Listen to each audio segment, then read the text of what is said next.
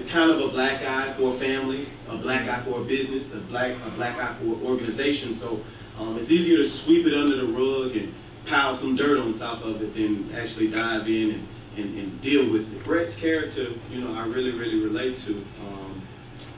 You know, trying to suppress things, trying to mask it with different things, whether it's drinking, smoking, pleasuring yourself. You know, there's so many different, you know, coping mechanisms different people use. But the story that Brett tells is universal. I think it'll be felt by a lot of different people. I definitely believe this film is going to really benefit a lot of people who may be going through something, who may be afraid to embrace what happened to them. And even if you have already been through something, knowing that there's another person like you.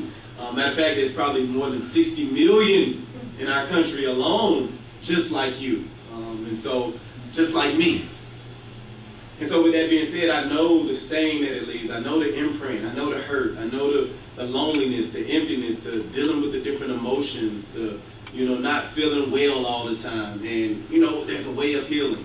When you have a film that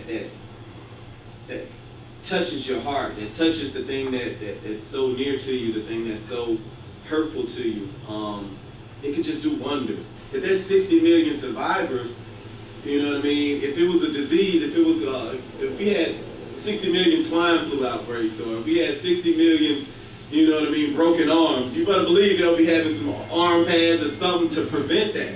But this is a little bit more close.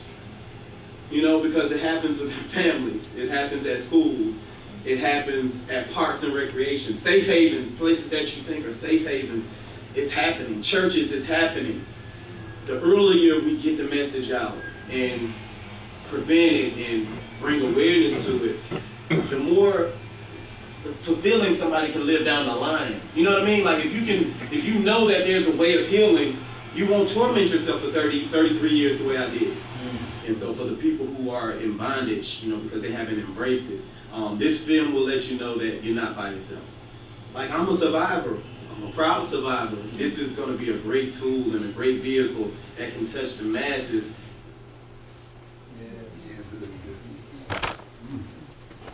Yeah, so we're really excited about what's going on, and obviously this is a hard subject matter to tackle, but the fact that there's no attached to it, something that we're proud to be involved with, and we're honored that you guys are here and you're taking initiative to learn more about this as well.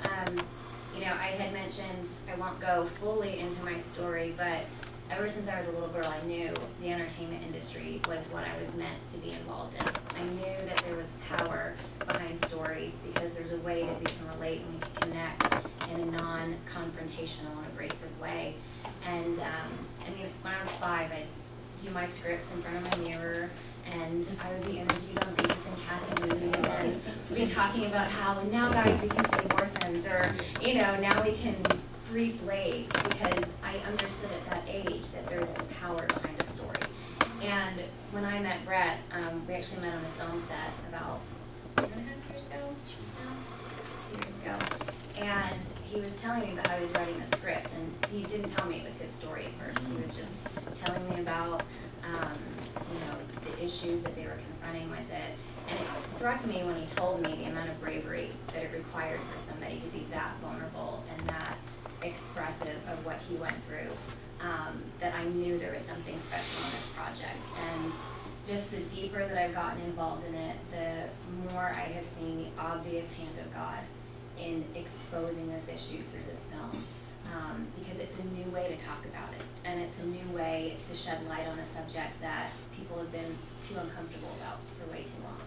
So we're going to wrap up because we want to leave time for you guys to ask Kanya and Brett questions and just hear more from them individually. I'm sure you probably have a bunch of things that you're thinking right now. But we also are hosting, here, let me change the slide so you can all see it. We are hosting an investors mixer and fundraising event. Oh, that's my screensaver. It's in France, isn't it pretty?